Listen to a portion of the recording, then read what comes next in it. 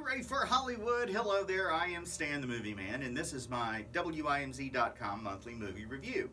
This month I went to see 12 Strong. It stars Chris Hemsworth, Michael Shannon, Michael Pena, and more. It is the story, based on a true story, of the first American response to the 9/11 terrorist attacks. A team of special forces is sent into Afghanistan.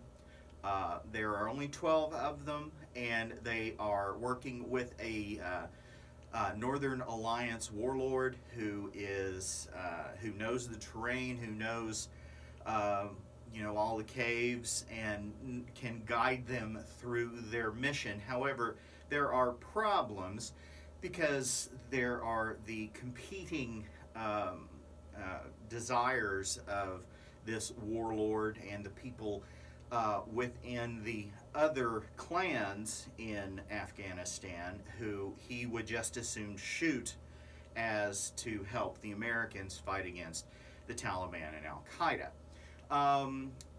Leading this group of 12 Americans is Captain Mitch Nelson, played by Chris Hemsworth.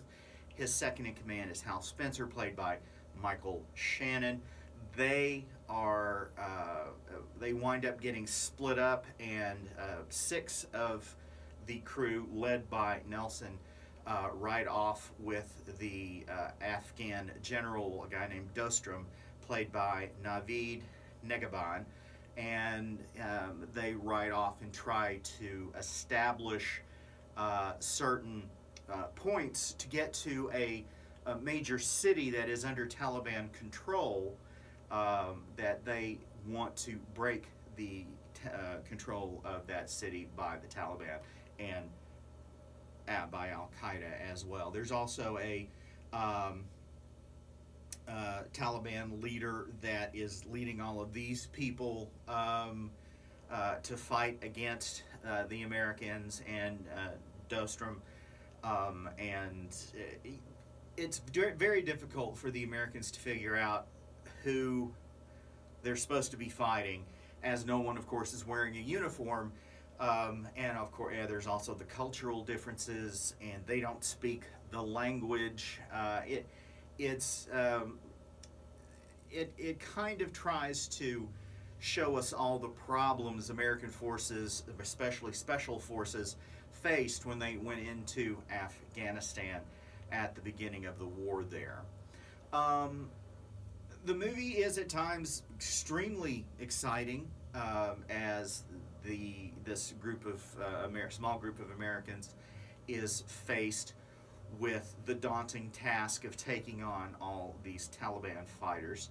But what it also is somewhat predictable and not terribly imaginative in telling the story. Now, this is based on a true story that was classified until about 5 years ago. And it's I'm sure that the true story is probably far more interesting than what we see on screen. But if you have seen any war movie in the last 30 years, you've probably seen a better war movie than 12 Strong. I'm not putting down the fact they're telling the story, because it's a story that needs to be told. The problem I have is with the way they tell it. It is very cliched. It is you have the guys that you want to root for because we've met their families. We've only met a couple of the families back home before they get shipped off. There's the gung-ho factor that is very entertaining in these films.